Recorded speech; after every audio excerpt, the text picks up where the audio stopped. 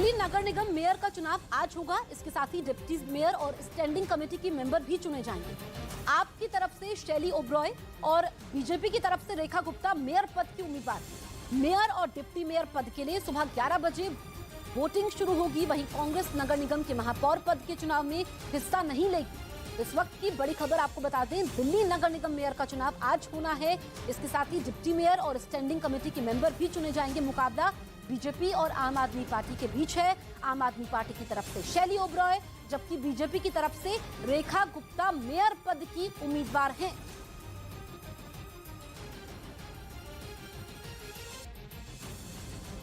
इधर उत्तर प्रदेश के बांदा में भी दिल्ली के कंझावला जैसी घटना सामने आई, जहां तेज रफ्तार ट्रक की टक्कर से स्कूटर सवार महिला की जलकर मौत हो गई।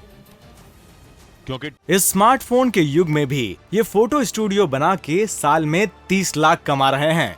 आपको भी ये कमाना है, उनसे सीखना है तो फ्रीडम ऐप को अभी डाउनलोड कीजिए। ट्रक की टक्कर से स्कूटर में आग लग गई, लेकिन ट्रक ड्राइवर रुका नहीं, बल्कि कई किलोमीटर तक स्कूटर को घसीटता चला गया, जिसके बाद ट्रक में भी आग लग गई। हादसे के बाद गुस्साए लोगों ने रास्ता जाम कर दिया। मौके पे ही उनकी मृत्यु हो गई है। हादसे में जिस महिला की मौत हुई वो लखनऊ की रहने वाली बताई गई।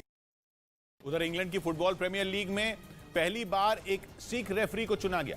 भूपिंदर सिंह गिल को इंग्लिश प्रीमियर लीग में असिस्टेंट रेफरी बनाया गया, जिन्होंने इंग्लैंड की फुटबॉल प्रीमियर लीग में साउथहैम्पटन और नॉटिंघम के बीच मुकाबले का जिम्मा संभाला। इसके साथ ही उन्होंने इंग्लिश प्रीमियर लीग में इतिहास रच दिया, क्योंकि वो पहले सिख रेफरी बने जिन्हें इंग्लिश प्रीमियर लीग में रेफरी की जिम्मेदारी सौंपी गई। इस बीच ईरान ने ऑस्कर विजेता अभिनेत्री तारा नए को जमानत पर रिहा कर दिया। वहां की सरकार ने उन्हें हिजाब विरोधी प्रदर्शन पर झूठ फैलाने के आरोप में गिरफ्तार कर लिया था, जिसके बाद उन्हें जमानत पर छोड़ दिया गया।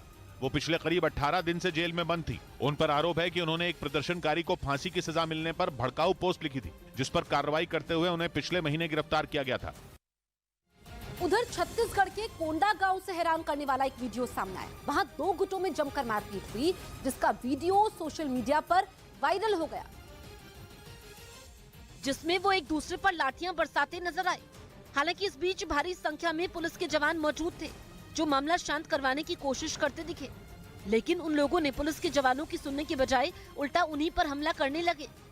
इस बीच एक जवान ने मारपीट कर रहे एक आदमी को रोकने की कोशिश की, तो दूसरे आदमी ने पीछे से उस जवान को उठाकर जमीन पर पटक दिया। इस घटना में कई लोग बुरी तरीके से घायल हो गए, जबकि पुलिस के कई जवानों को भी चोटें आई। लोगों ने आरोप लगाया कि एक गुट जबरन धर्म परिवर्तन करवा रहा था, जिसका लोगों ने विरोध किया। तभी देखते ही देखते बात इतनी बढ़ गई कि दोनों पक्षों के बीच हाथापाई शुरू हो गई। पुलिस ने आरोपियों के खिलाफ केस दर्ज कर लिया और मामले की जांच में जुट गई। उधर उत्तराखंड के हल्द्वानी में रेलवे की जमीन से अतिक्रमण हटाने पर सुप्रीम कोर्ट ने रोक लगा दी। वहां बनाए कई घरों को तोड़ने की तैयारी पूरी हो चुकी है, लेकिन सुप्रीम कोर्ट ने फिलहाल नैनीताल हाईकोर्ट के जमीन खाली कराने के फैसले पर रोक लगा दी, जिसके बाद वहां महिलाएं मस्जिद में नमाज पढ़कर शुक्रिया अदा करती नजर आईं। आरोप है कि रेलवे की जमीन पर हजारों लोग कई साल से कब्जा कर रहे थे, जिन्हें वहां से हटाने का आदेश जारी हुआ था, लेकिन उन्होंने इसके खिलाफ सुप्रीम कोर्ट में याचिका दाखिल कर दी थी। रोक दिया रेलवे को कि आप छत नहीं उजाड़ सकते लोगों के सर से। बताया गया कि इस जमीन पर करीब 4000 घर हैं, जिनमें रहने वाले लोग उत्तराखंड सरकार के खिलाफ कई दिनों से आंदोलन कर रहे थे।